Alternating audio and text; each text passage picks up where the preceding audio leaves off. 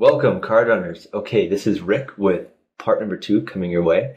You may notice that I've played a few hands in between now and the end of part one. I was foolish enough to jump back in the session without hitting record. So now we're back and I'm ready to get into things. Now I have 500 hands about so far, so you guys see my stats coming along. Still, the samples are too small to make too many assumptions about it, but we're starting to put together a bit more of a HUD now.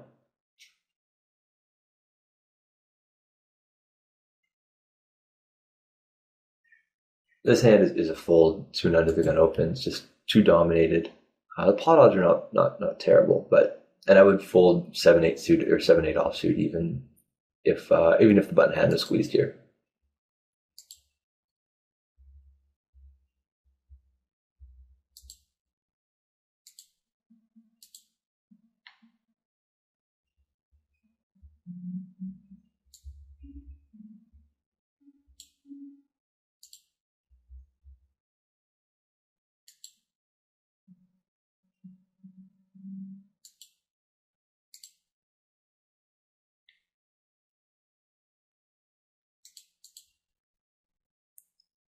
Ace-10 off, blind on blind for me is always a flat call. There are probably some player types that I might 3-bet it against. Wazowski right now is opening, very small sample, but I have him opening, 55% and folding 70% to 3-bets. I'm going to just heavily discount that fold to 3-bet percentage and assume that it's not accurate. If it were, he'd be leaking pretty heavily there, probably. This hand is, I wouldn't say it's the bottom of my flop defending range, but I don't think I call ace-9. I think I need backdoor, some stronger backdoors to call, and I don't think ace-9 has that. So my ace-3 and my ace-5 gut shots. I don't know what I'm supposed to do with king-10. I think fold on this board texture. I definitely think I need to be checking this board as a pre-flop raiser 100% of the time, or close to it. And I think with ace-10 on the turn, we're too strong to be bluffing here. I don't have.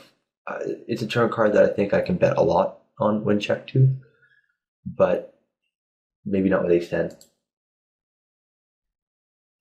And so more or less just hoping to go to showdown is the plan there.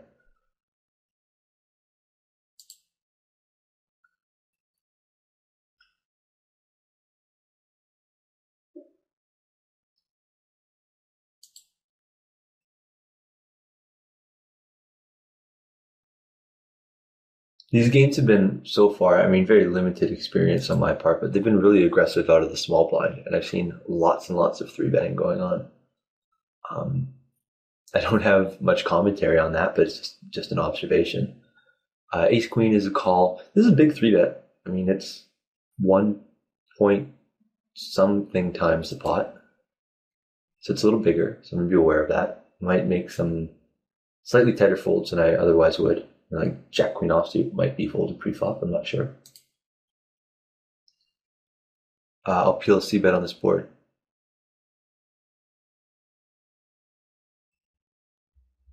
I'm not sure if I have much of a raising range here. Probably don't. I think I'm probably calling with a jack or better, gut shot or better, and then all of the flush draws in my range, and then a few maybe like.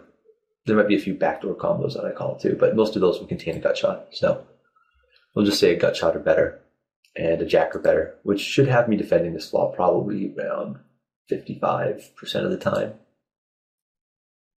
which is not too bad, I think, on this board. I'm sort of surprised to see Twackle 2-barreling here. I don't think it's necessarily bad, but it is a board texture where now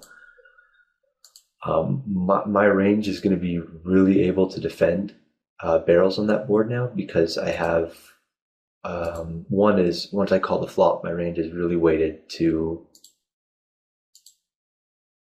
a lot of legitimate pairs and legitimate draws, and that jack pairing gives me more nut combos in my range now that I can raise or value bet later on.